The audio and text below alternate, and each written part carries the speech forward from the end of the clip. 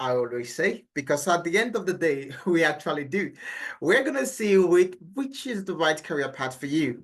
Having a deep dive into data analytics, understanding is data analytics still in vogue, or is it something that is now past tense, so some persons would say. Is data analytics still a career path that you should be looking to get into? Is it worth it? All of this we're going to take a look at today in the next, let's say, under 2 hours. And at the end of the session, we'll be able to figure out, is data analytics worth it or not? Today is all about ensuring that you get a career that opens doors and not one that closes them. It's all about transitioning into a career with a future. Is data analytics that career with a future? Or like the title says, is data analytics all about you meeting a dead end? At the start of this decade, I would say, there was this big buzz about data analytics. Okay, so data analytics, move to data analytics. Is that still the case right now? Or is the industry now saturated? That's a very big one. That's a word that so many people love to use. The industry is saturated. It's saturated. There's so many people trying to get the same job. It's saturated. Yeah, we all know that. But we'll take a look at that today in its entirety to know if it's actually the truth or if it's all for naught. Welcome everyone to the session once again. And if you know you're ready to go, if you know you're with me, I want you to send with you to the chat box if you know you're ready to take a look at data analytics in depth, if it's really the right path for you. Because I'm sure many of us on the call, we've been thinking of transitioning into a career, and data analytics is one of the options that we had. Is it really the right path? Should you go ahead and get into that career path, or should you look at getting into something else? So that's what we'll be taking a look at today. And like I said, if you know you're ready to go ahead, just send I'm ready to the chat box so I know that we are ready to go. Okay. So it's very, very important. Just send I'm ready to the chat box so I know that we are ready to go, because we are going to be interacting. Today is all about interaction. Thank you very much, Ade.Tun. Thank you, Bright. Okay. Are you ready to go? 97576106111. That's a very unique name. Are you ready to go as well? iPhone is ready to go. Fantastic. Bright is ready to go. I need more responses. Okay, I need more responses. MI, you ready to go? Is it MI as in the microphone magician? Is that MI? Oh, wait, are you ready to go as well? I need responses because we're going to have an amazing time.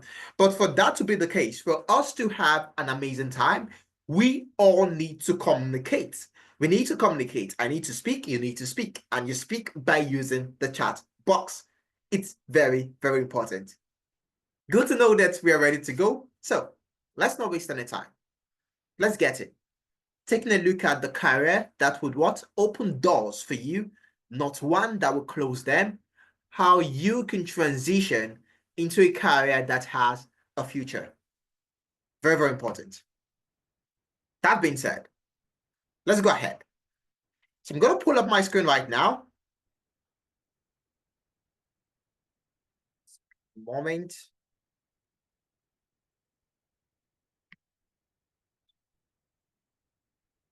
Yeah.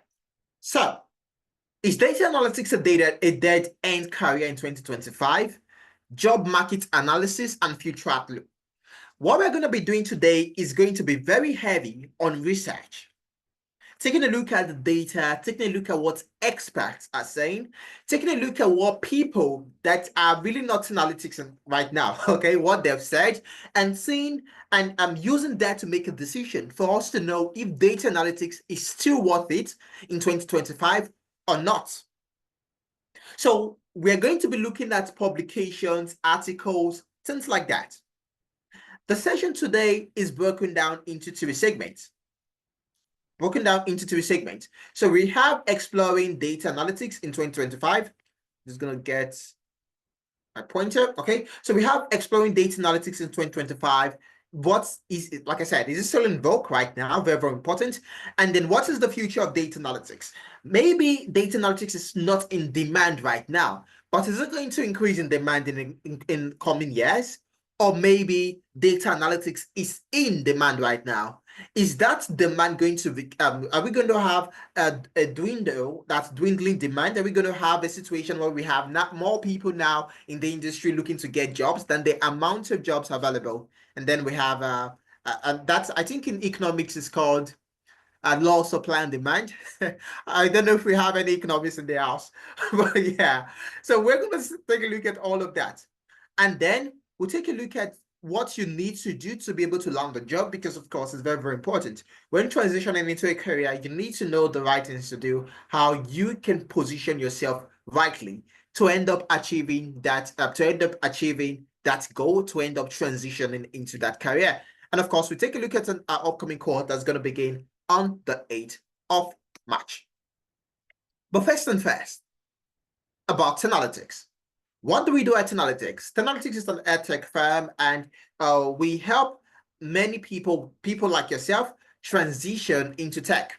So many individuals are currently doing things that are really not what they would like to do, okay?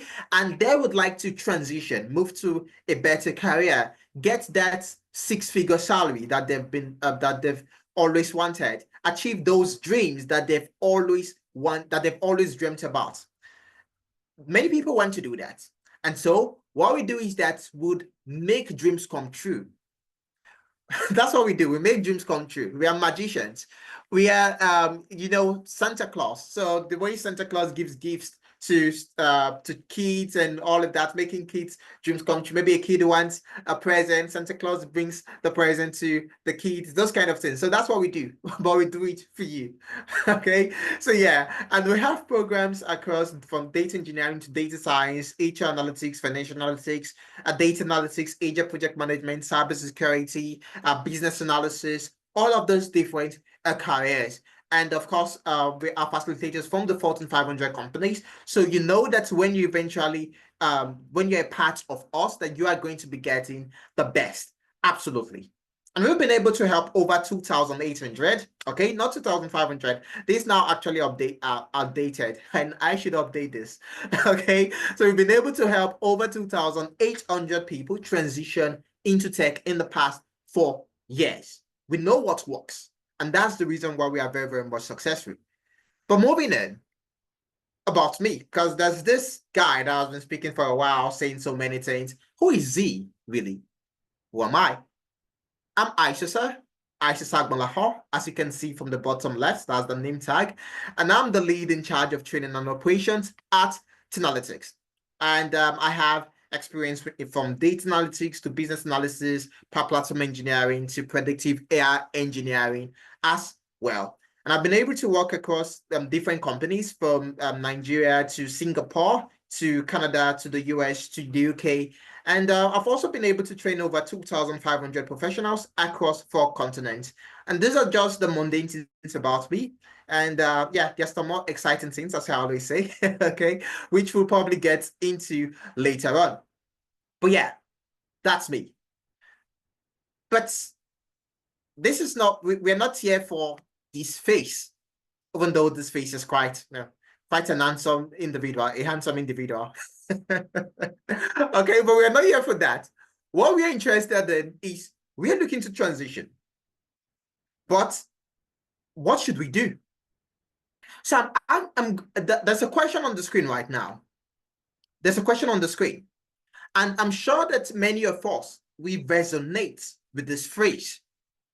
We are looking to transition. We are looking to get into a new career. We're looking to take that big step.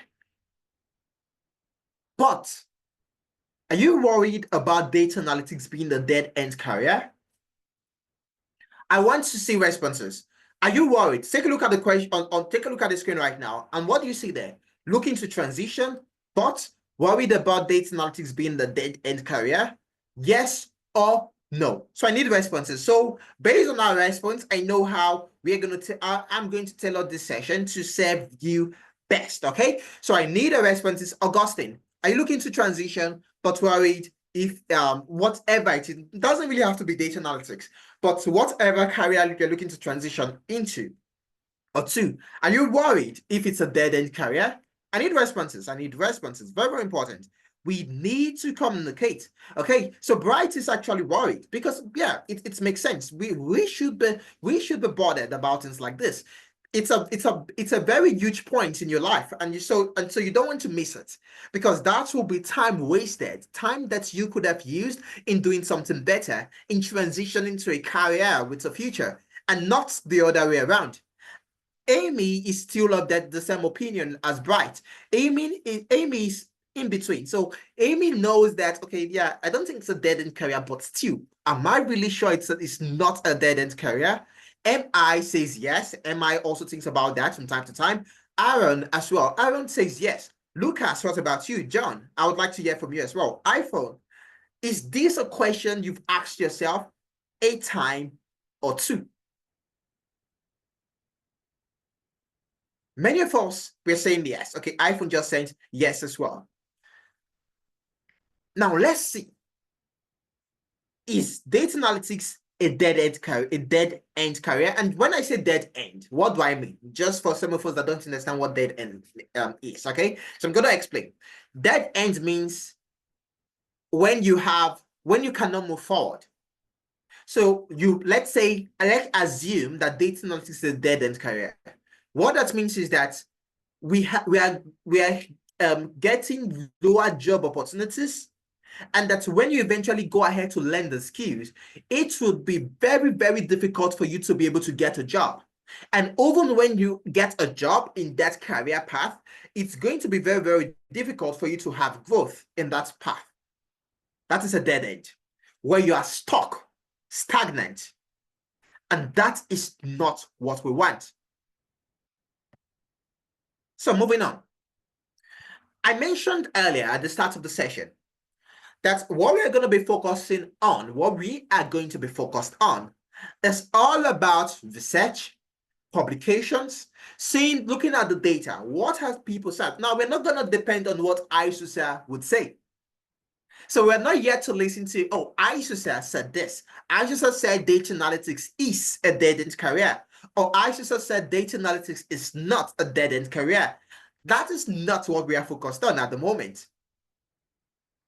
We are not here to listen to my opinion, although I would give a little bit of my opinion, but we are here to see what the data say, what the data says. We're here to see what the industry says. So we get it right.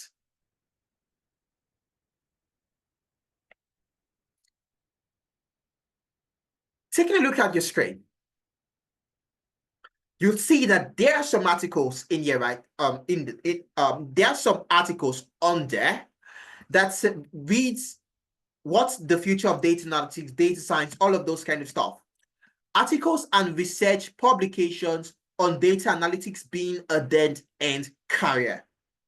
These are not things that I came up with. These are articles, publications out there, just a few of them.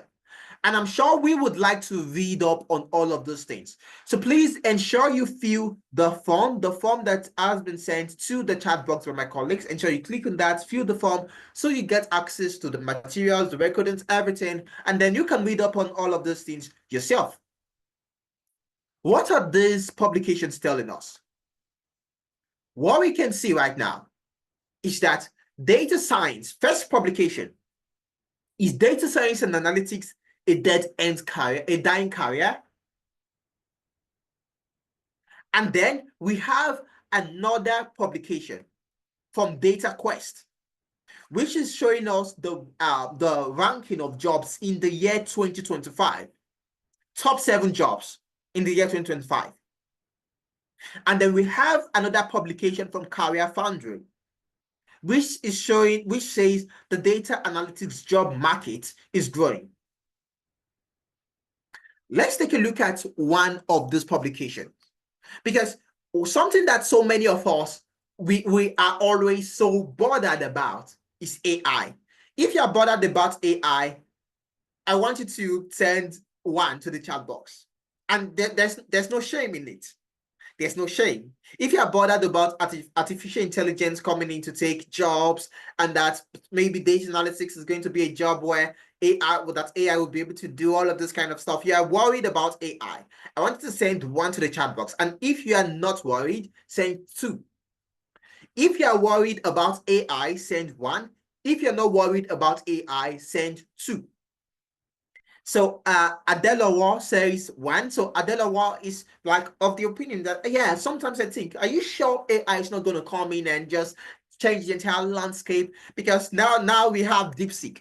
Every week we have a new AI model that's popping up.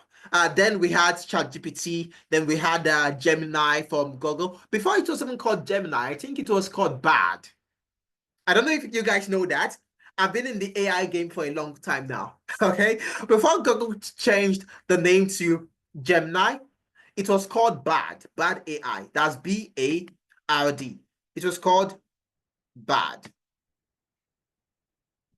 It was called Bard. Bard. That's what it was called previously before the name was changed to Gemini. And then we had Copilot. Copilot. Does anyone know the owner of Copilot? The owner of Copilot. Copilot is it's also an AI. Does anyone know the owner of Copilot? No one knows. There's Copilot. There's Claude. There's Claude. There's Grok.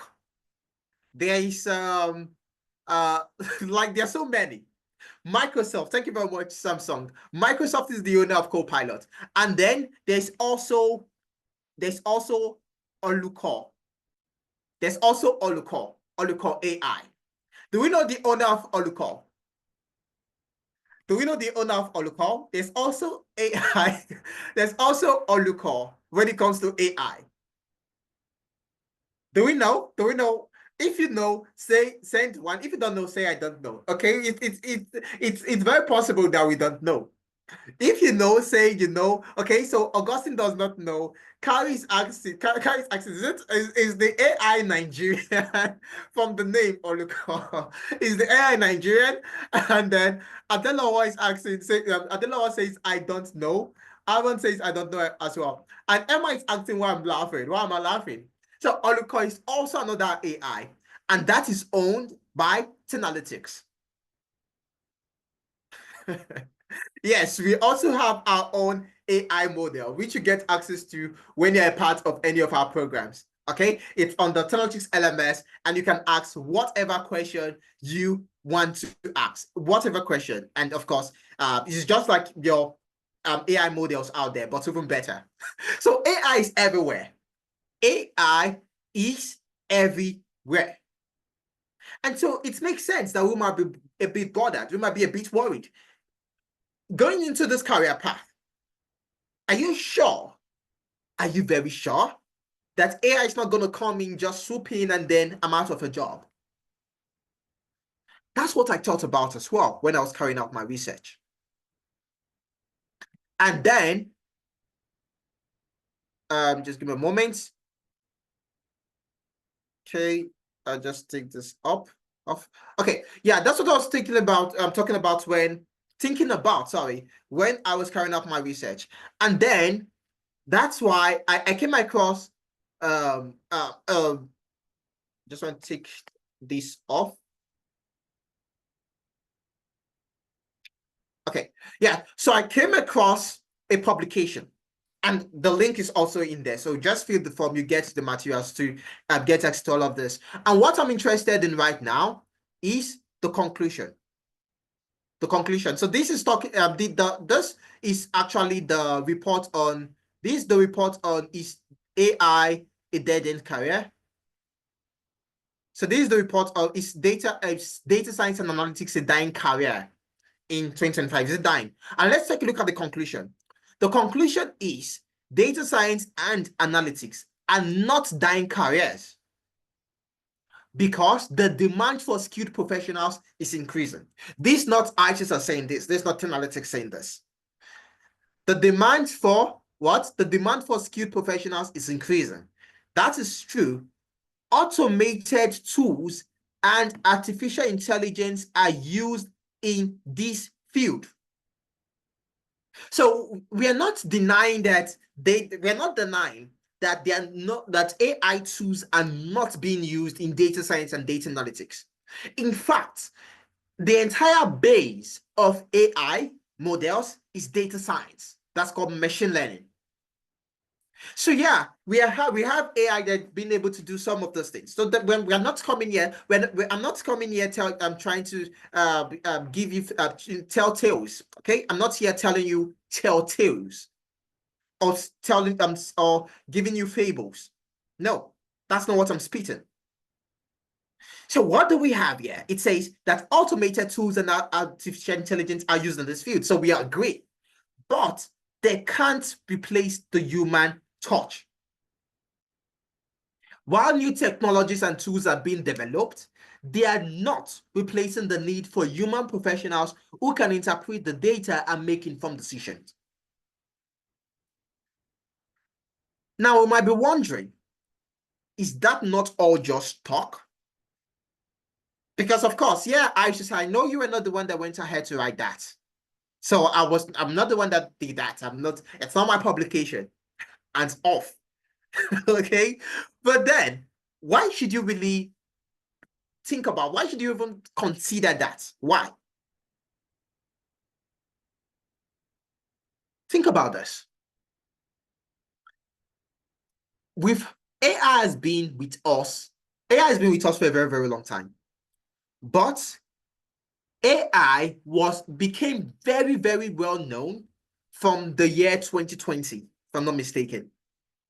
AI has been in existence for so long now, but now AI is very, very common. It was from the year 2020, I believe, from after the lockdown. Then we started hearing more about AI and all of those kind of stuff.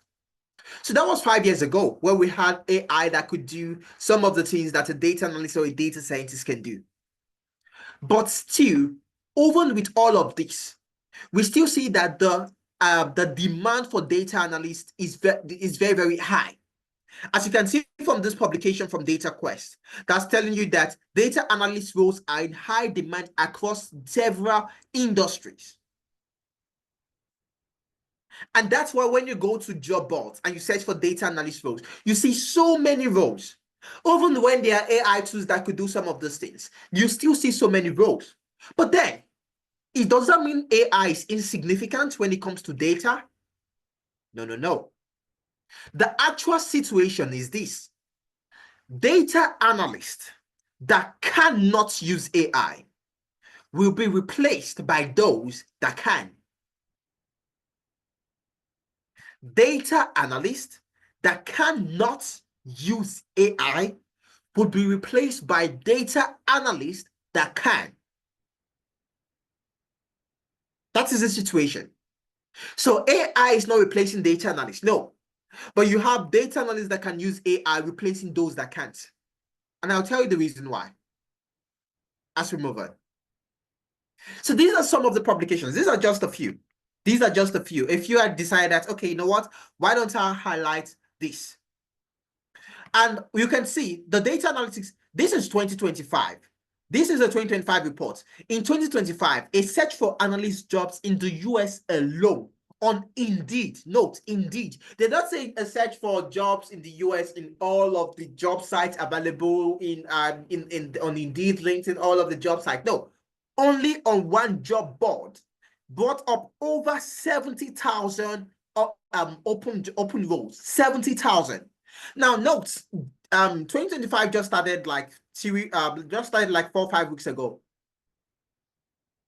So it's not like we've been in 2025 for the past 6 months or 7 months. Just in the space of 5 to 6 weeks, we already have 70,000 job openings in the US alone, just in the US, on only one job board.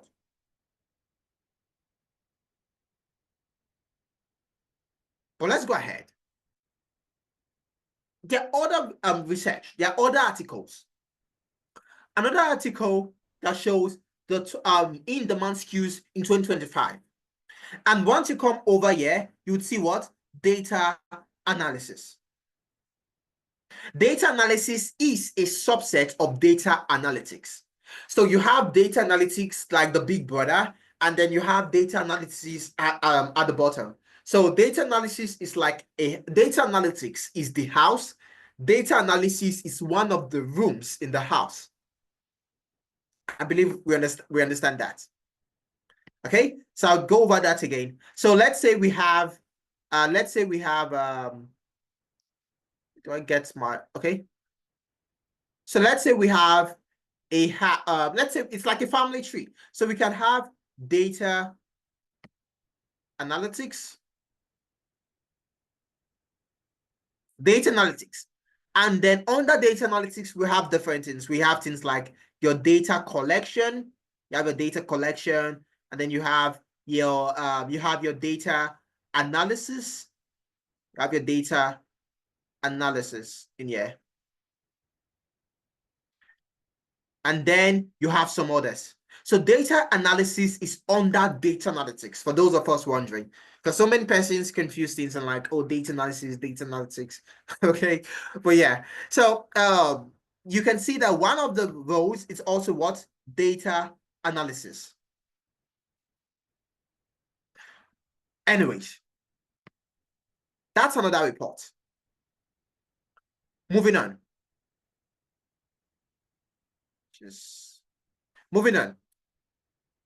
I also went ahead to do my research. So we did our research. I know that I mentioned that we're not here to listen to Aisha's opinion. Okay, but I'm still gonna give you not my opinion, but what I discovered. I hope I'm forgiving. Am I forgiving? I'm about to tell you what I discovered. This research was the one that I carried out. Okay, so I and the team at Analytics, we carried out this research ourselves. So I'm gonna I'll give you the info on this research. But am I forgiving? Because I told you guys I'm not gonna give you my opinion. Although technically this is not my opinion. Okay, this is what the data says. But am I forgiven? Can I go ahead? Can I go ahead? I need responses, okay? I need responses. Can I go ahead? Should I tell you what I found out? Or should I skip this? We're not interested in what ISIS did. We only want to know outside researches and all of that. Okay, so thank you, Joe Canola. Thank you, Joe Canola. Okay, Aaron says I can go ahead as well. Ivan says please go ahead. Okay, fantastic. So now, after doing outside research and taking a look at what people did, not ISIS, what people did, I then decided let's do us as well. So we analyzed over 1,000 job postings on LinkedIn. Over 1,000 job postings on LinkedIn every day for 3 months. Every day we analyze 100, so we scrape 1,000 job posts from LinkedIn every day for 3 months. And what we saw, where the market is heading in 2025, don't forget, we are taking a look at the market analysis for data analytics, and also we are taking a look at the future outlook, or rather the outlook, because future outlook, that's tautology in there. Future outlook. So yeah, the outlook, but future outlook, any of that. So that's what we went ahead to take a look at the report and of course carry out our analysis. And this is what we figured out. This is what we found out. Demand for jobs in 2025, highest demand. Highest. We had AI and machine learning. We know AI is the biggest craze right now. So that is a given. Everyone understands that that's going to be there. Then we have data scientists and we have data analytics. These are the two I'm focused on right now. So you can see data analytics. It was top 3 jobs, top 3 on LinkedIn. This was what I found out. This was my own research. What others found out, remember, there was a publication from What Data Quest that found data analytics in top 7 jobs. I saw it was in the top 3, but this guy saw it in the top 7. So top 3, top 7, there's really no much difference. That tells you that it's really high in demand. It's not like we are seeing things like top 100 or top 200 or something. No.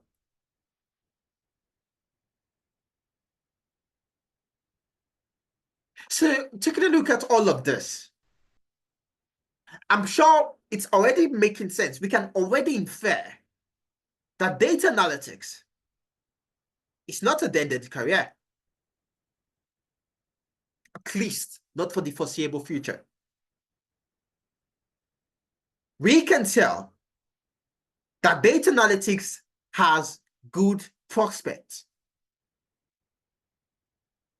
we can tell that it is worth getting into data analytics because you know you're going to get the desired returns.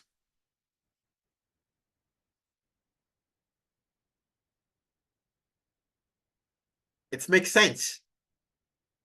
This makes sense. Carrying out research and having since I'm doing things like this, it makes lots of sense.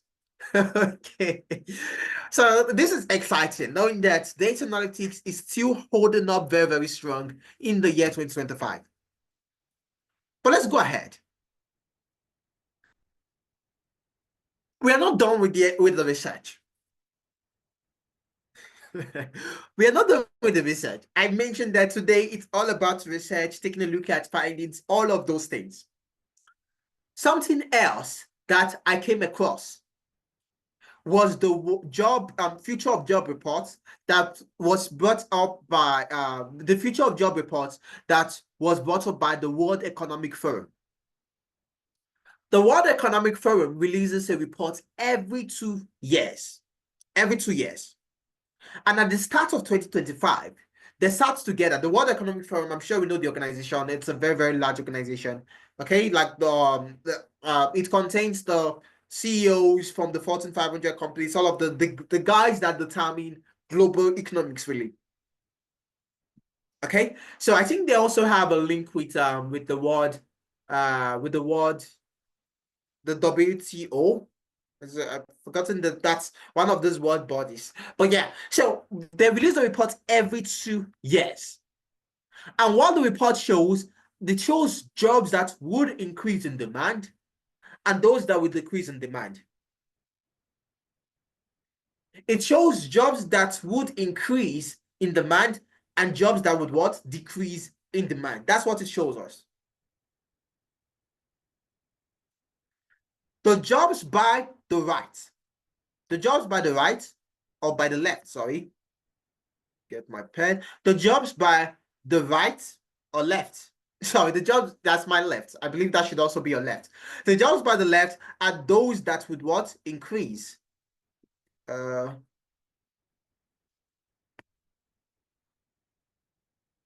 jobs by the left are those that would what? Increase.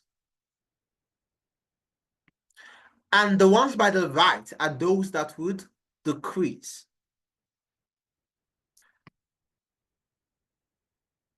By the right, by the left, that's what we're interested in. You're going to see so many roles. You see roles like big data specialist. Big data specialist is talking about roles like your data engineering. Data engineering mostly. Then you have your AI machine learning specialist again. We already understand. Okay. Machine learning specialist is also a role that's a data scientist can function in. And then we have roles like the IoT, that's Internet of Things, that's making your smart homes, smart cars, smart this, smart that, smart everything. We're trying to make the entire world smart now. So everything is smart. Maybe very soon we're gonna have smart clothes. We have smart TV, we have smart fridge, we have smart fridges, that's smart refrigerators, we have smart washing machines, we have smart cars, we have smartphones. Smartphones was like the first. Okay. So yeah, those guys, the guys that make things smart, they are also high in demand. But what we are focused on over here, you see data analyst and scientist. Data analyst and scientist.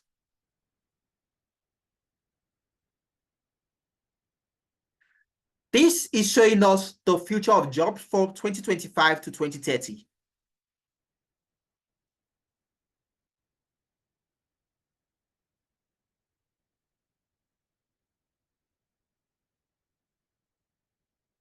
Are you guys seeing what I'm saying?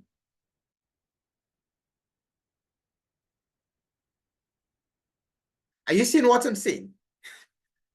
Are you seeing the prospects when it comes to data analytics?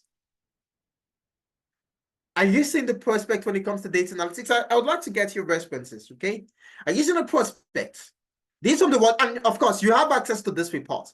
This report is a report that anyone can get access to. So as soon as you download, as soon as you fill the form, you get the materials, you can come over here and click on this to download the full report.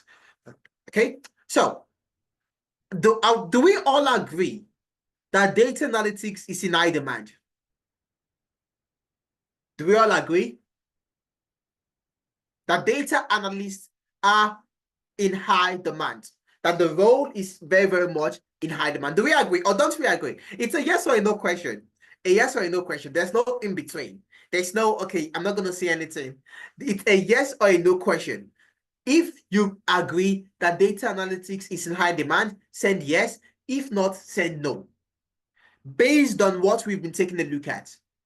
So iPhone says yes, great. Jokanola says yes as well. What about the rest of us? I need responses. 97 97576.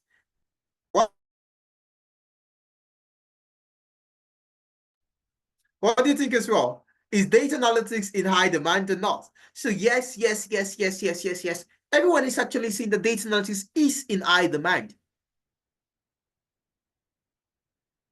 Fantastic. But what is data analytics? What is data analytics? Or who is the data analyst? Because we are here saying data analytics, data analytics, data analytics. But for some of us, we don't even know what it means to be a data analyst. And by no fault of us, no judgment here. This is a very safe space. This is a very safe space. So no judgment here. It's understandable that we might not know who a data analyst is or what a data analyst does, the day-to-day life of a data analyst. It's very possible we don't know. So let's take a look at it together. Who is a data analyst? A data analyst is a professional, but not just any kind of professional. A data analyst, I love to say, a data analyst is bilingual. Even if the data analyst can only speak one language, as long as you are a data analyst, you automatically become bilingual. Now, what do I mean by that? As a data analyst, you can speak and understand the language of data. Data speaks its kind of language. Data does not speak English, French, or Spanish, or Japanese. No, data speaks the language of data. The language of data. The language of data in this case would be, so we say the language of data. So this is the language that data speaks. T-Lord. So as long as you're a data analyst, you can speak T-Lord. And so you automatically become bilingual.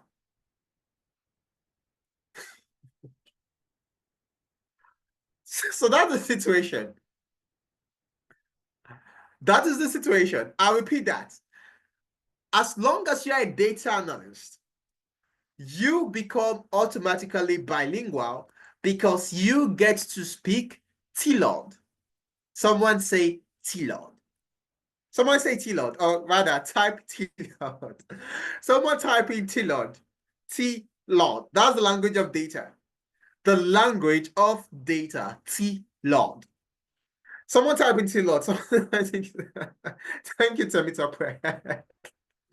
Yeah, T-Log. So that's the language of data. Anyways, at the moment, this is not yet official, but we're going to make it official very soon. I'm going to send this to whoever I need to send it to, so it becomes a thing.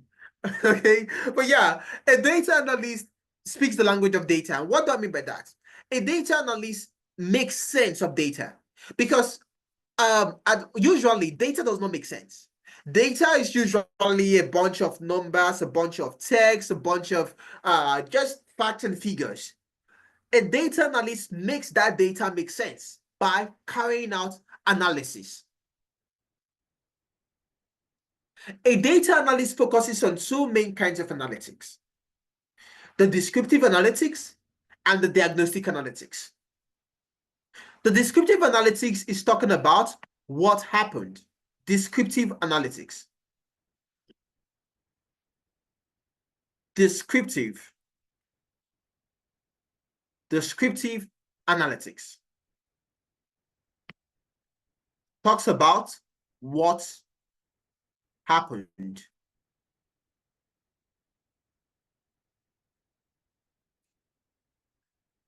And then we have the diagnostic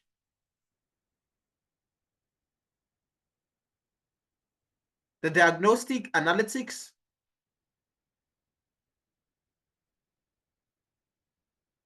The diagnostic analytics that talks about why did it happen? Why did it happen? So we say why it happened. These are the two main kinds of analytics that a data analyst focuses on. What is what happened?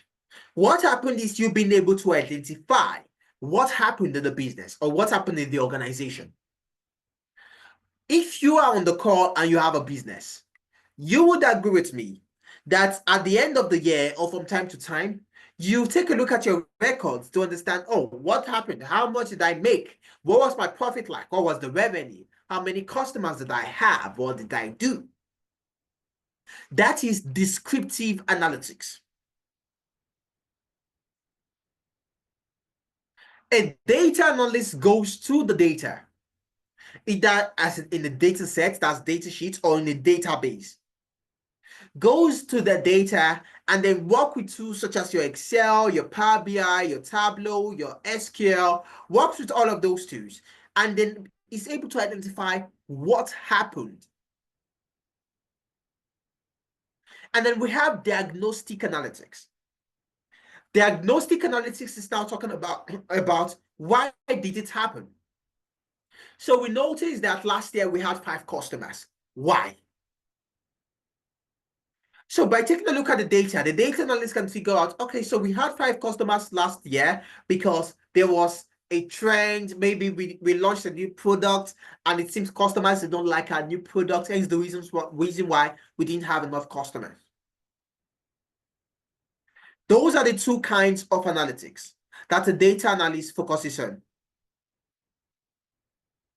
And then everything I've said so far can be summarized into some facts and figures, or can be summarized into a listing where a data analyst identifies business trends, that's trends and patterns. Oh, this is what we did. This is what is looking. Oh, last year we made 5. In January we made 5 million. In February we made 5 million pounds. In March we went down a little and made 2 million. In April we had a spike. Trends, that's business trends. And then a data analyst generates reports. What are reports? Your dashboards. Because at the end of the day, you are going to need to present your findings to the stakeholders. You will need to provide your findings to the stakeholders. Because remember, I said that as a data analyst, you are bilingual. And what is the language data speaks again? Does anyone remember the language data speaks? What's the language data speaks? Does anyone remember? T-Lord. Thank you very much, Uzo. So, as a data analyst, you understand T-Lord. That's the language. And then, so you understand the language of data. That's also the T-Lord. So you understand T-Lord, and data as well also understands T-Lord. So this is you. This is you, and this is data. This is you, and this is data. You and data. I'm pretty sure right now, some of us, we are like, God forbid, this cannot be me. I cannot be this, God forbid, this cannot, you know. But anyways, yeah. So this is just an illustration. So let's say this is you and this is data. You both understand T-Lord. But then the business owners, that's the stakeholders, those in charge of making decisions. So we'd have another individual here with a briefcase. So this is the briefcase. And then this is, let's say, the the non-technical stakeholders, let's say this is the CEO. The CEO. The CEO wants to know what is going on in my business. The CEO wants to know how much did I make? What's our company profit? Do we need to, so we know how much we're going to send to those that have a stake in the business, that's to the board, all of those kind of stuff. And for that information to be gotten, you need to speak with data. And to speak with data, you need to understand TLOD. So we have you, the data analyst that understands TLOD. So you speak with the data tells you what the CEO wants, but for you to be able to communicate what the data said to the CEO, then you need to convert TLOD into something that the CEO understands. And that's where reports and dashboards come in. Reports and dashboards. That is why data analysts build reports and dashboards. So you can convert the insights in the data into something that can be easily understood by others. So you are like the interpreter, converting TLOD into a language that can be understood by the CEO. Do we understand the analogy? Do you understand the analogy? And do you guys like my drawings as well? I'm pretty sure I'm a fantastic artist. These drawings, I could probably sell this in the gallery. I go to a gallery, maybe I should leave tech and go into painting. What do you guys think? Do you think I should leave tech? I think I have the talent. I have the talent for I have the talent. I can draw, right? I should leave tech and go into art. So Temitope says yes. So Temitope understands the analogy. Fantastic. But do you guys think I should leave tech and go into art based on my drawing so far? No feedback. No one wants to give a feedback. No one wants to tell me. Oh, would you not buy my paintings? Won't you buy my paintings? Abdulaziz, would you buy my painting? And then Laura says,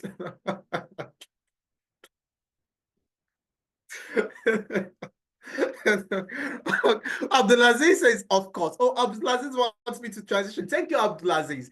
Every other person doesn't want me to transition. Every other person is a hater. That's a trending word. Everyone likes using the word hater. Every other person is a hater. Thank you, Abdulaziz. I'm gonna go for my dream. Anyway, I'm just kidding, of course. I'm not, I love tech. Tech is very sweet. Okay, tech is sweet. So moving on. That is what the data analyst does. Okay, converting data into meaningful reports.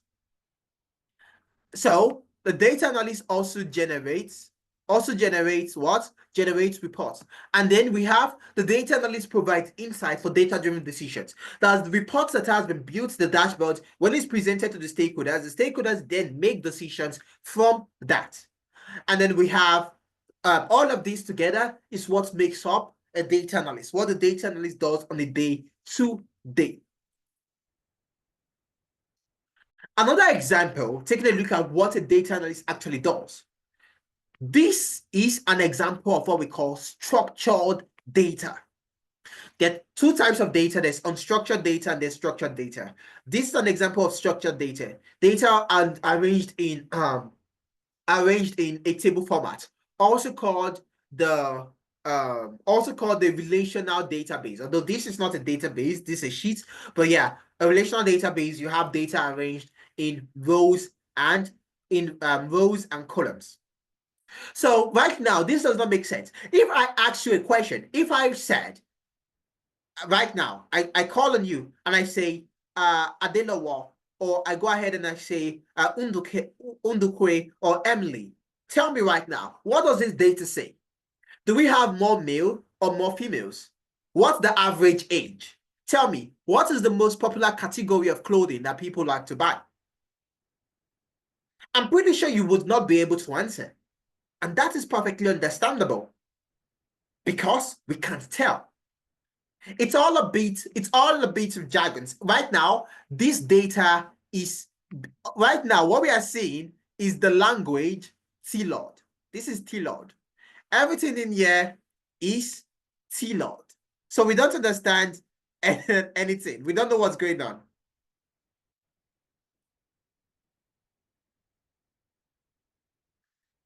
And it's understandable because it's just a lot. We can't make sense of this. So that is why the data analyst will then come in to convert this into a report. A report or a dashboard that will tell us what is actually going on in that data. Oh, this is telling us, okay, so this is the number of deliveries we're having. We're having late deliveries. Customers are complaining, things like that. With this, it is easier to tell. Okay, so this what we can see right now is that we have 2.29 percent or 2.9% when it comes to number of late deliveries. Very, very easy to understand because with the charts and graphs, you can easily tell what the data says. That is what a data analyst does. Okay, and so, but what do you need to know to be a data analyst? What do you need to learn? What do you need to know to be a data analyst? Easy. First thing first, you need to be able to solve problems. And I'm not talking about innate problem solving ability because every one of us on the call right now, I'm sure we are all going to agree that we can solve problems. If I go ahead and I call on you, oh, please tell me, can you solve a problem? You probably be like, oh, yes, I can solve a problem. I'm the great problem solver. In fact, in my family, I'm the best best problem solver ever. Anybody that has a problem, I'm the one that meets. As soon as there's a problem, they call me, oh, please, I need help. You know, my mom calls, my dad calls, my sibling calls, my husband calls, my wife calls, my kids. I'm the problem solver. In my family, without me, we're gonna crumble. Everyone believes that they are problem solvers, which of course is great. But the problem solving we are talking about right now is not that kind of problem solving, but rather understanding the different problem solving frameworks and methodologies. Because you are not just a person solving problems. No, you are a data analyst. So understanding things like the QuibsDM framework, understanding things like the SWOT analysis to your mental maths, to your prioritization matrix, your Pareto principle, the decision tree, the 5 whys, all of those things. That is the first thing you need to learn. A data analyst that cannot solve problems is not a data analyst, but rather a data analyst that cannot solve problems is a dashboard builder. A dashboard what? Builder. So if you're a data analyst and you cannot solve problems, please, you are not a data analyst. You are a dashboard builder. Not a data analyst. Because at the end of the day, you're supposed to help the organization solve problems. Oh, we are having this problem. You go to your data, you find out what the data says, and you use that in prescribing data-driven solutions that the business should implement so they do a whole lot better.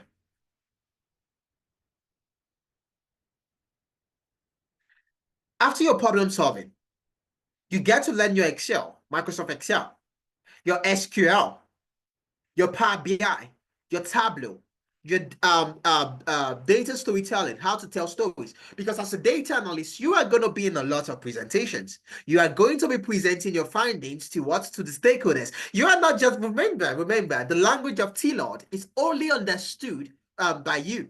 That's T-Lord, the language of data. Okay, so T-Lord is only understood by you. So you don't just go ahead to speak with the data. You need to also be able to communicate what the data says to those people that would like to know. And so you will be giving lots of presentations. That is the reason why you need to understand data storytelling. How to tell stories using your data. I'm sure we all know how to tell stories, or at least we remember Tales by Moonlight, where we start with story. Once upon a time, time. Right? We all know story. We had Tales by Moonlight. I know that's no longer in vogue, but I'm sure we know. Don't we know story? So I need a response. I need a response. Story. I need a response. I need a response. Okay. So when they say story, what do we say? What do we say when you say story? Story. Thank you very much to be talked by. Once upon a time, once upon a time.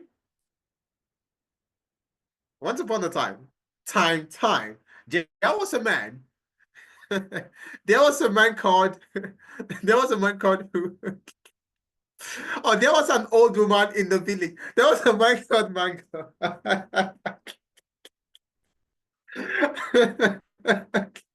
Victor says there was a man called Aisha. Yeah, that was a man. And most times in those stories, there's usually a song. There's usually a song. And in those stories, let me tell you the things that are very, very similar in those stories. There's usually a disobedient child. There's usually a disobedient child, number one.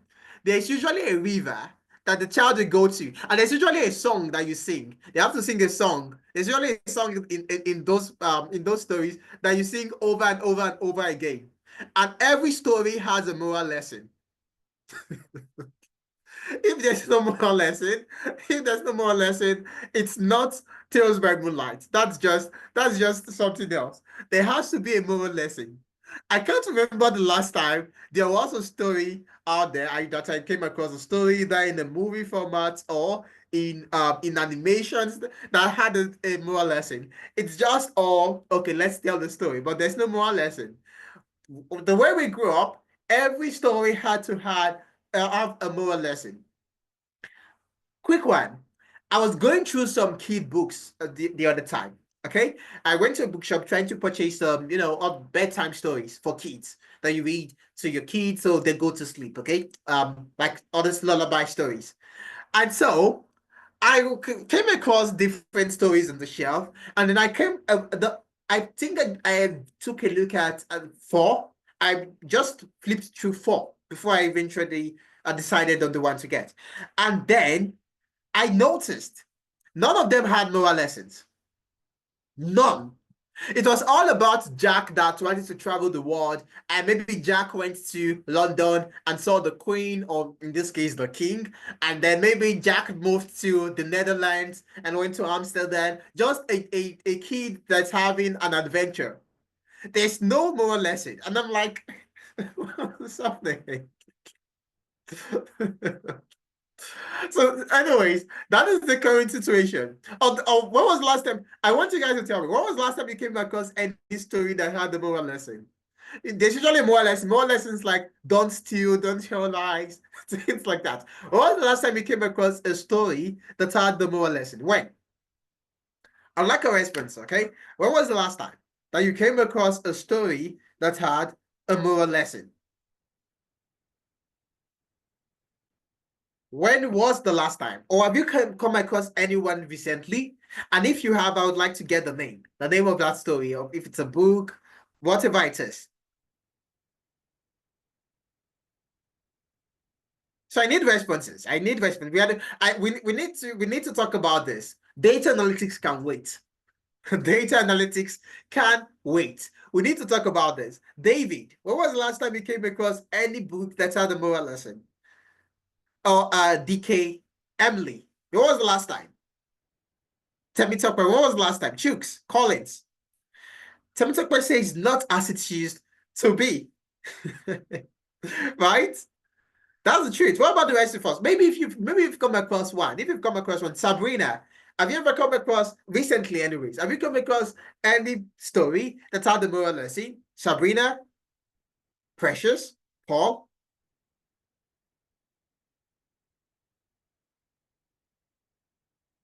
So I'm waiting for responses in case if you can't tell. I'm waiting for responses. Zainab, what about you? Sabrina says not at all. Thank you very much, Sabrina. Okay, so Sabrina says not at all. Thank you, Sabrina. What about the rest of us? I just got two responses. Or is this what we are doing? That okay, Isis is gonna get tired. So when Isis goes ahead, when Isis calls me one time, two times, it's going to get tired and go ahead. I know the funny thing. That is actually the truth. I'm going to have to go ahead at the end of the day. But anyways, I would like to get your responses. I just want to know if I'm the only one that is currently in this conundrum. I would like to know. I would like to know. So as I've gotten a response from Sabrina and also Temi Talkman. What about the rest of us? When was the last time? A simple, I haven't come across any recently, or they no longer exist would do. Or maybe you found one as well. And you can also let us know. You can also let us know. So I need responses. I need responses. I'm gonna go ahead soon, but I really need a response. I would like to talk about this.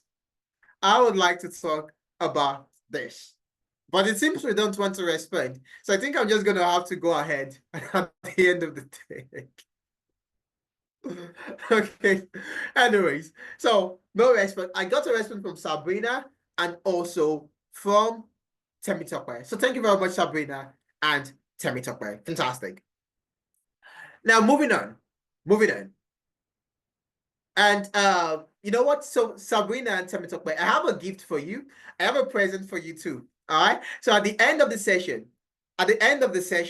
I want you to, just in case you forget, just let me know. I have a gift. I have a gift for Sabrina and Temi.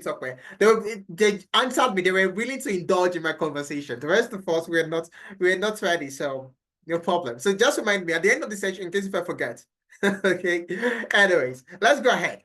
So for yeah, that's what data storytelling is very needed, of course, like I said, so that you are able to communicate the insights to the stakeholders.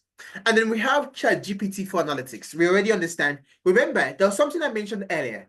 I said that AI is not going to replace data analytics, but rather data analysts that can use AI would replace those that can't. Hence the reason why you get to learn how you can leverage ChatGPT for analytics. And of course, how you can also work with Oluko for analytics. Like I mentioned, Oluko, that's our very own AI model, which you get access to as long as you're a part of any of our programs. Full access. Everyone has some sort of AI right now. Analytics has theirs as well. So moving on. Those are the things that you need to know to be a data analyst. Those are the things that are needed. And your learning plan, how would the learning go? There are two plans. There's the 8-month plan and there's a 12-month plan. The 8-month plan is where you get to learn all of those things, everything that you need to know to be a data analyst. You get to learn all of those things in 8 months. You learn for 6 months, and then you have a 2-month internship. 6 months of learning and 2 months of internship. And then for the 12-month plan, you also get to learn for 6 months, and then you intern for another 6 months. Now, what is the difference between A and B? How should you know which of them to go for? When applying to jobs, one thing that you would always see is experience.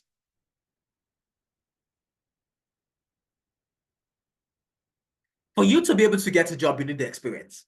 I'm not going to come here and tell you, oh, yeah, so you don't need experience, you don't need experience. There's always experience that is needed. Now, do you need to have the experience for you to be able to transition into the program, for you to be able to transition into data analytics? No, you don't need the experience. But you do need the experience to get the job. Yes. Now, what do I mean? You don't need to have done anything in data analytics for you to get into the program, because you will get all of the experience needed for you to be able to land the job. There are two ways you can get experience. The first is by actually working as a data analyst, that's on the job, and the second is by working on that's project-based experience. Because when you're applying, when you are in that interview, you want to be coming from a place of experience and not from a place of, oh, I just learned data analytics. Every recruiter needs someone that has experience. And so if you don't have experience previously and you're looking to build on that experience, you want to work on more things, you want to get all of that experience needed so that you are able to eventually transition, you want to get all of the confidence you need to work on numerous projects with different companies, then that's where you take a look at the 12-month plan, where you have an extended internship for 6 months. And then if you have some experience, but you just want to brush up your skills, learn about data analytics, then the 8 months plan is for you. And there are two classes. There are classes on weekends.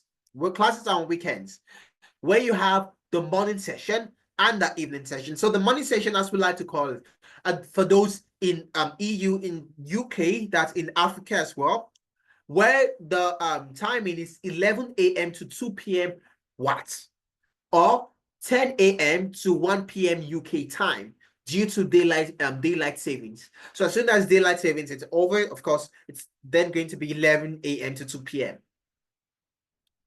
And then for those in Canada, for those folks in Canada and in North America, you get to have your classes 10 a.m. to 1 p.m. MST. That's Mountain Standard Time.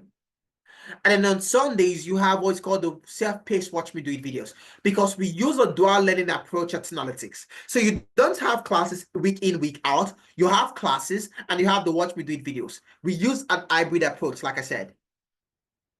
And I'll show you what the LMS looks like. I'll also show you a lookup. I'll also show you a lookup so you get to see it. Okay, our very own AI model. But that's what you get to learn. And then how do you intern? Remember, I mentioned you have 2 months internship for the 8 months plan and 6 months internship for the 12 months plan. You get to the internship is with Amdari. So as soon as you complete learning with analytics, you get to have your internship with Amdari, and this gives you fantastic opportunities, because then you have the opportunity of adding analytics or Amdari to your CV as a place of what? Of experience. It doesn't get better than this.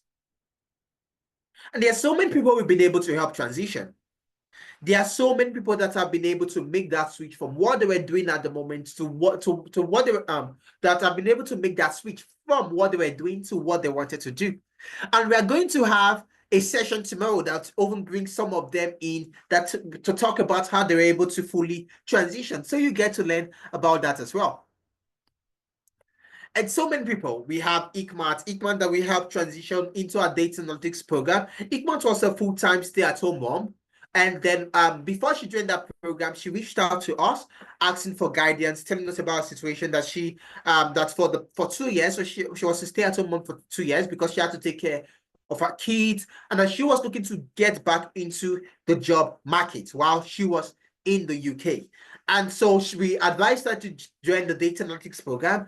And after going through the data analytics program, she got 2 job offers. 2 job offers. You can listen to her testimonial from here.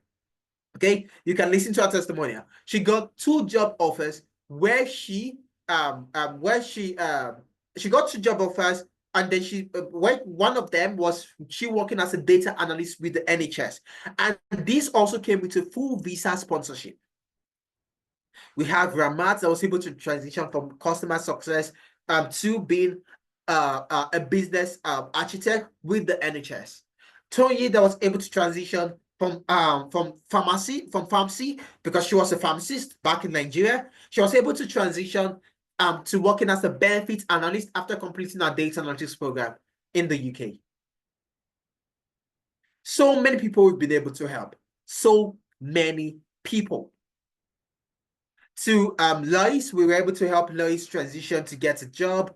Ngozi as well, Oluwadamilare. To Busola, we helped Busola get a job as a as a performance analyst in Canada. That's in Digitins Canada. And then we have Abigail. Abigail transitioned from being a care worker. Because, and I really love Abigail's story, because that's a situation that many of us are in at the moment. And we're looking to make that switch. We're looking to jump ship and move into a career that we can see growth, a career that we can earn in 6 figures, a career that we know we can do amazing things. Abigail was a care worker in Canada, and she joined that business analysis program, and she eventually got a job as a business analyst with the government of Alberta in Canada. To Fola, to Benin, to Bukola, to Ololade, so many people, over 2,800 individuals, and we've had sessions that brought these people in, and they talked about how we were able to help them transition. Like I mentioned, we are still going to have a similar session next week. Tomorrow. We're going to have a similar session tomorrow where new people that have gotten jobs will come in to tell you how they were able to make that switch, how they were able to transition. So many people we've been able to help. And remember, there's something I mentioned at the start of the session. I said, we are Santa Claus. We make dreams come true. All of your desires, everything you've been dreaming of, at Analytics will make it happen.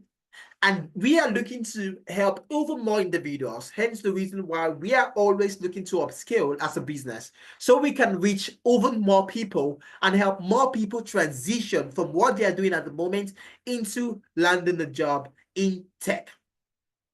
And so we're accepted in the Alberta Catalyzer program, which is helping and which we completed not too long ago, and which is helping us look at more ways that we can upscale to even reach more people. We are looking to spread good tidings. We are looking to spread good tidings. So you want to ensure you are in the nice list. Yeah, so the naughty list and the nice list. So you want to ensure you're in the nice list so you get presents from us as well.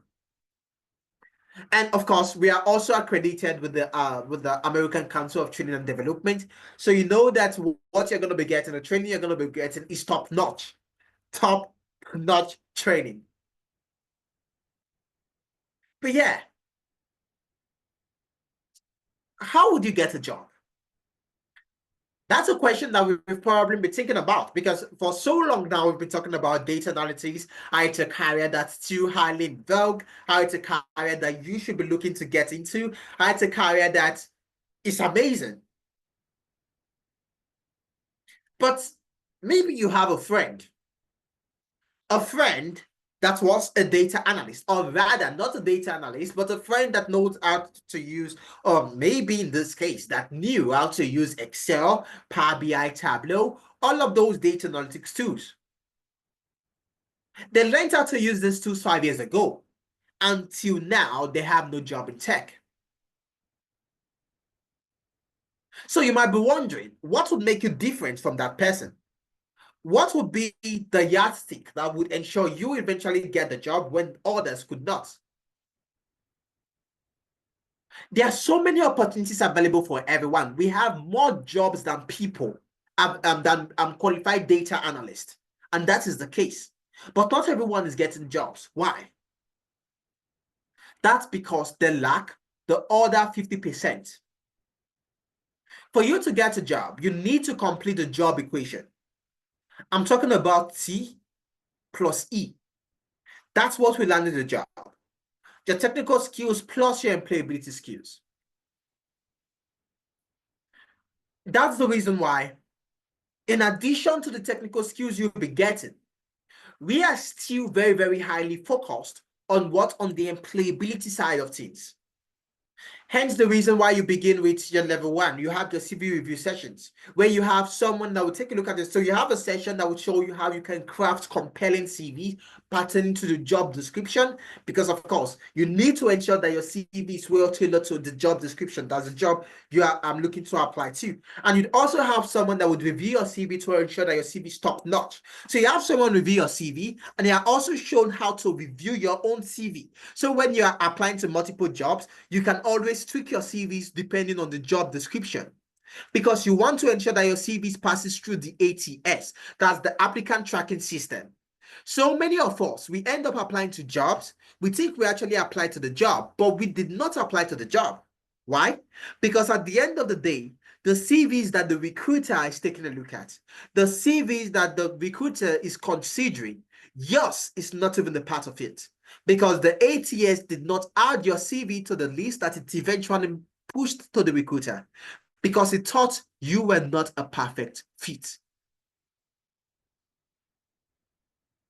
Your CV has to be ATS worthy. And you're shown how you can achieve all of that. Then you have your LinkedIn optimization session. LinkedIn is what I love to call the Facebook of professionals. You're on LinkedIn, you're not on LinkedIn, you have to be on LinkedIn. LinkedIn houses so many recruiters. On LinkedIn, you have situations where you have recruiters reaching out to people to apply to jobs they did not even know existed because they've taken a look at their profile, they feel they're a good fit for a role, they tell them, oh, there's this role available, apply to it, or send me your CV. I know what I'm talking about because I've done that so many times as well, having to recruit people that will work with me on certain projects. Your LinkedIn profile needs to be optimized because now you're even advised to add your LinkedIn link, your LinkedIn profile link to what? To your LinkedIn account. To your CV, to your CV. So on your CV, there should be a LinkedIn URL. About a week or 2 weeks ago, I held a session, a masterclass like this that showed you how you can properly craft a winning CV. Check out our YouTube to go through that session.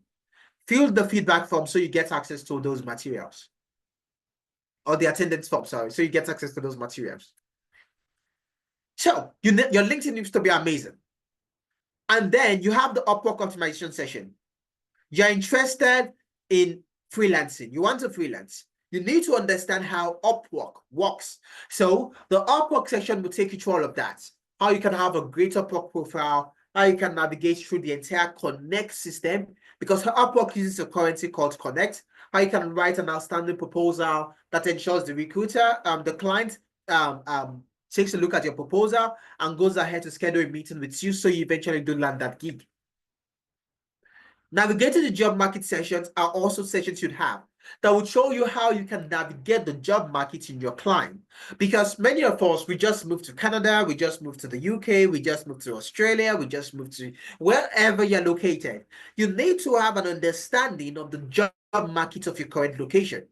And that is why we bring in recruiters, people, tech recruiters in all of those locations that will come in and tell you what they look out for in candidates and how you can put your best fit forward. That's you hearing from people that take a look at your CV, people that employ you, they're telling you what you to do. But doesn't get better than that. 1, 2, 3, and 4 ensures that you get an interview. But we don't stop there. After you've gotten an interview, you can book a one-on-one interview prep session with a professional that will take you through everything you need to know, from how you can go ahead to answer questions about yourself, talking about your experience, answering technical interview questions to ensure that you eventually get that job. And when you've gotten the job, recruiters would want you to provide a recommendation stroke reference letter. As long as you are a participant or an alumnus with analytics, you are sure of getting a reference letter when the need arises. And you're also mentored weekly, because mentorship is one very big thing that we know is very, very important. You need people that have been able to succeed where you're looking to succeed, that will take you through everything that they did that helped them to succeed, so you get to do those things so you succeed as well. That's why week in, week out, you have these mentorship sessions where industry leaders, professionals come in and they mentor you on how you can succeed in tech, how you can eventually land a job. And finally, on the job support. You've gotten the job, you've been given a task that is not so clear.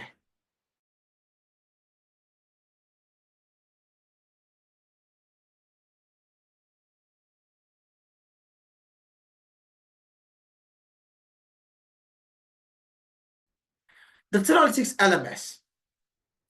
This is what it looks like. Remember, I mentioned, excuse me.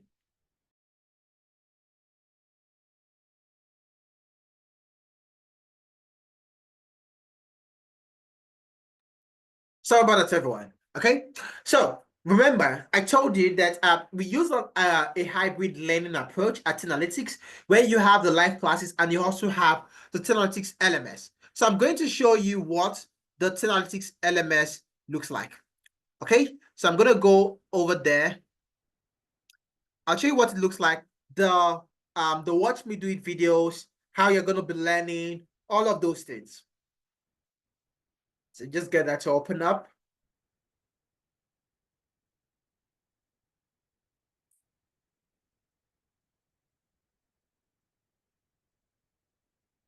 Okay. All right, so it's open now. Wait.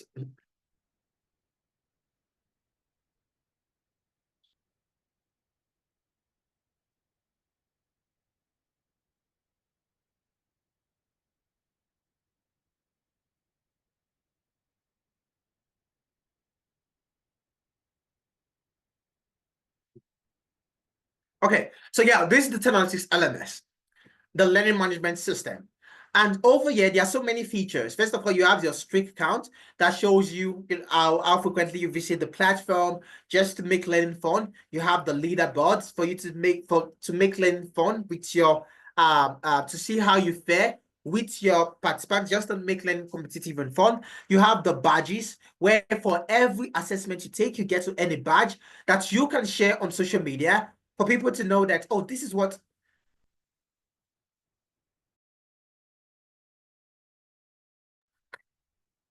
Yeah, sorry about that. Where you get to earn badges that you can share on social media for people to know that this is what you can do, because we believe in building in public.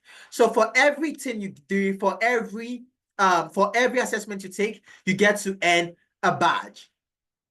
And then over here, you can see Oluko. So remember, I talked about Oluko, the Analytics AI model. So over here, you can speak with Oluko. Okay, so just give me a moment. I think my bandwidth is a bit low.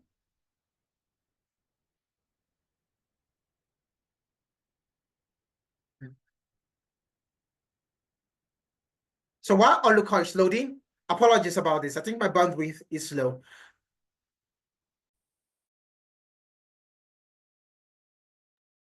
Yeah. And so while this loads, I'm going to show you what the where you can find the videos, right? So the analytics, the watch me do it videos, we're taking a look at data analytics. So over here, I have data analytics. So I'm going to come here and click on continue learning. Okay, so we come back to this. I think I might need to do a refresh for this to load. My bandwidth seems to be a bit low. Okay, yeah. So it has loaded up. So you can see this Oluko.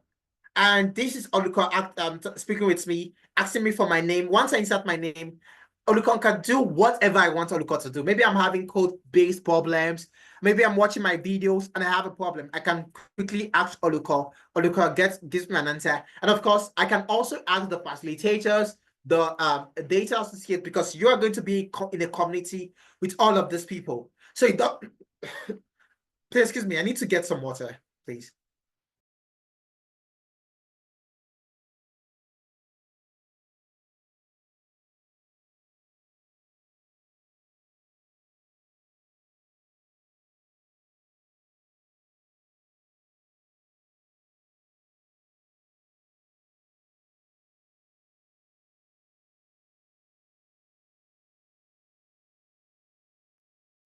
Sincere apologies about that, everyone. I think that's because I've been speaking for a while.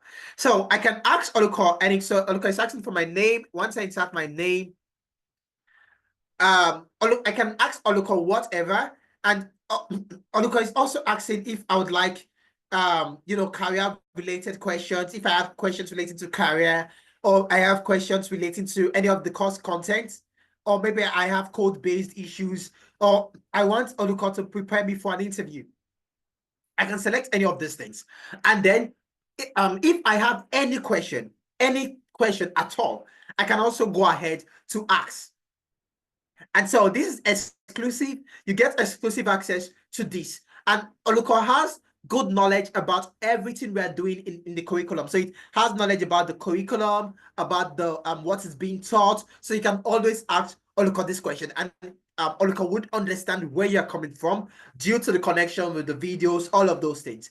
And of course, you also have human interaction. So in case if maybe you prefer to speak with, maybe you prefer to speak with a human, okay? Because not everyone is AI centric. You can always just send the message to the group chat, and of course, your questions will be responded to. You also have the drop-in sessions weekly that you can attend to ask your question. So over here, you can see the Watch Me Do It videos. So this is Efemina. Efemina is the co-founder of Tenalytics, a fantastic professional, taking you through Excel. Okay, taking you through Excel. And these are not just videos that you're watching, you also practice, because over here you can see Excel. This is module 1, so you have module 1 videos, and then you have videos for module 2, and then over here you can see the course materials that you can download. So once you download the materials, you get to follow, practice alongside with the facilitator. So you're watching the videos and you're practicing alongside. And then in addition to this, you have the live classes. So you have videos for every week. So you have dashboarding, Power BI, and everything. So like I said, it's a dual learning approach. That is the Tenalytics LMS. And there are some other features I could not show now due to time. But yeah, fantastic, fantastic, fantastic platform. Our next cohort begins 8th of March. Sorry, this was an error. Our next cohort begins on the 8th of March. And for you to be a part of that program, what do you need to do? You need to go ahead to register. You need to go ahead to register. Brian is asking a question: how many days is the live session? So you have live sessions every you have live sessions 2 to 3 weeks in a month, because you have classes on Saturdays. So 2 to 3 Saturdays in the month, and then you also have the Watch Me Do It videos. Okay, so it's a dual learning approach for the 6 months. So you're having classes, you're having capstone projects as well, because we are very, very heavy on practicals, very, very heavy on practicals, not theory, practicals, for you to get the skills so that when you eventually get the job, you can function, because that is what recruiters are interested in. Can you do the work? So we have 2 plans. We have the 8 months plan and the 12 months plan. The 8 months plan is the amount for you to be a part of the 8 months plan. You get to pay $900, and for the 12 months plan, it's $1,200. But at the moment, we are running a discount, a 20% discount for the first 20 persons to register. And so you end up paying 20% less. So for the 8 months plan, you get to pay $750 instead. And then for the 12 months plan, you get to pay $1,000 instead. And good enough, you can also pay in installments. You can pay instrumentally. Where for the 8 months plan, you can pay $150 per month for 5 months. And for the 12 months plan, you get to pay $125 instead for 8 months. My colleague has been sending links to the payments link to the chat box. Okay, yeah. Okay, sorry about that. That was coming from the LMS. Okay, so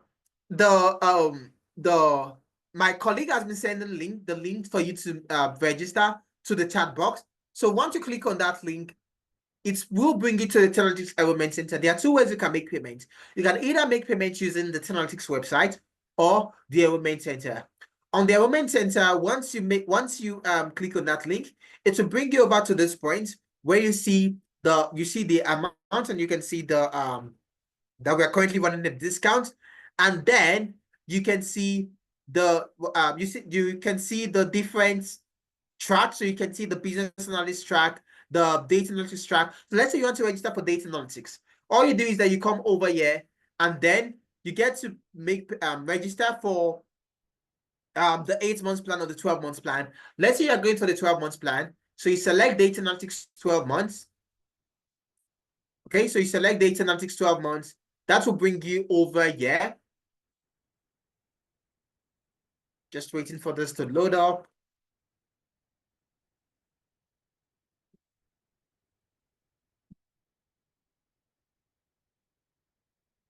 Okay, yeah, so this seems to be taking some time. Like I said, I think my bandwidth is a bit low.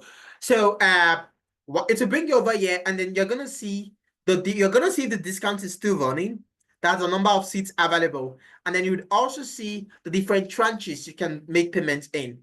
If you decide to make a one-time payment, so you want to make a one-time payment of, let's say, $950, you get to pay $50 less. So you in addition to the 20% discount that you get an extra $50 off the top if you are going to make a one-time payment. So you get to pay $900 instead. But if you want to break it down into multiple installments, you can make payments up to 5 installments where you pay $150 per month.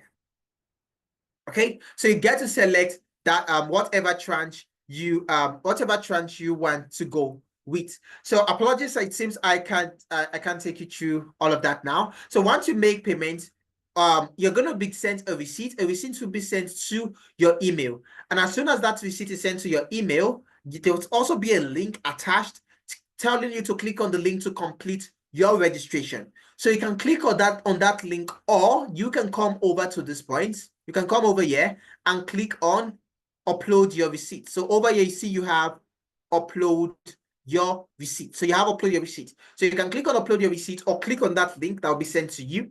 And then you go ahead to fill in the details and upload your receipt and you submit.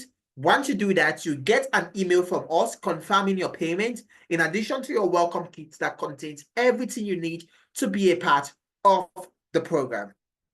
Okay, so that's how you get to register, and you have to do that as quickly as possible. Ensure you do that as quickly as possible so you're part of the discount. Unfortunately, this is not loading up at the moment, okay? And we would have seen how many the discounted slot that are left. Maybe you have like 5, 6 slots left. But yeah, so once you're making payments, you're gonna see all of that. And if you have issues, you can always reach out to us. There are so many people who've been able to help. So many people. Ensure you go ahead to fill the form so you get access to the material, so you can go through all of those testimonials. And so you check out those publications, those research publications that we also took a look at. And yeah, that's about it. I'm sure that's, thank you everyone. I'm sure we were able to see if and able to understand if data analytics is really a dead end career in the year 2025 or not, because that's what we took a look at from the start of the session. We took a look at so many publications. We took a look at the World Economic Forum. We understood the role AI is going to play when it comes to data analytics. We took a look at all of those things, and I'm sure we had an amazing time. Okay. Do I have questions? I don't know if I have questions. Do I have questions? Maybe I can take 1 or 2 questions. Okay, so I can see a question on the chat box from Adetunji. I'm wondering about the connection in terms of data analysis and business analysis. So business analysis is different from data analytics. It's totally different. Business analysis is talking about you interacting with stakeholders, you helping the business achieve its goals by taking the business from point A to point B. That is where they want to be. That is talking about gap analysis, using process mapping to optimize their processes, working with tools like your Lucidchart, your Draw.io, your Jira for project management, all of those things. More information will be given in subsequent masterclasses. And if you have questions, maybe you want a one-on-one session, you want to get clarity on some areas, you want to know which is the right path for you, there are some questions that you have that you would like to get answers to. All you need to do is to go ahead to book a clarity session, how we can help you get a job, and the professional would speak to you and will get to answer all of that question. So watch out for the booking link that will be sent to your tech communities, or you can send a message to any of the admins, and that link will be provided to you so you can go book a session to have your questions answered. I believe we had a great time today. I believe we had an amazing time.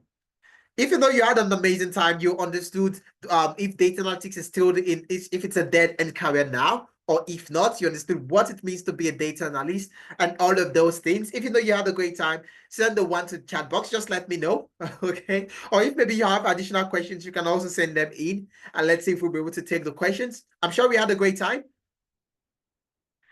I hope that was the case. I hope we had a great time.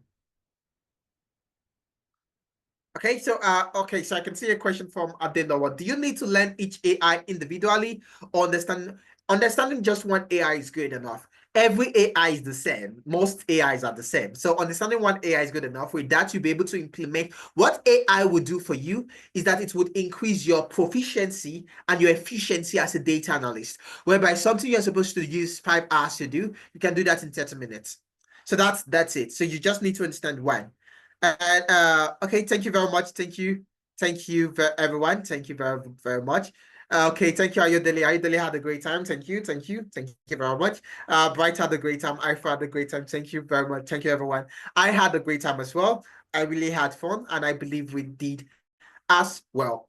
And yeah, I would leave you with this. And this is something I would tell our kids from time to time. Probably we even sing this as a poem, and that is quick says the clock, quick, quick. What you have to do, what you have to do, ensure you do quick. So go ahead and click on that link, register, so you are a part of the discount, and so you get that 20% off.